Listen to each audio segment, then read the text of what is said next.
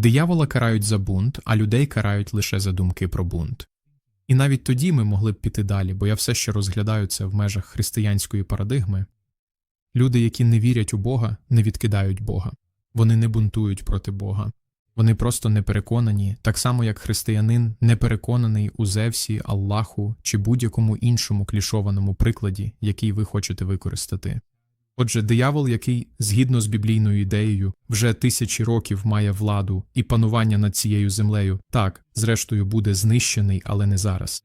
Зараз він наділений силою та здібностями навіть більшими, ніж у людини. Але людину, досконале творіння Бога, створену за його образом, для якої він має план і надію, карають за злочини думки ще до того, як вона взагалі мала шанс щось зробити, дійсно відкинути. Як це нібито має місце у характері диявола згідно з текстами? Це нісенітниця.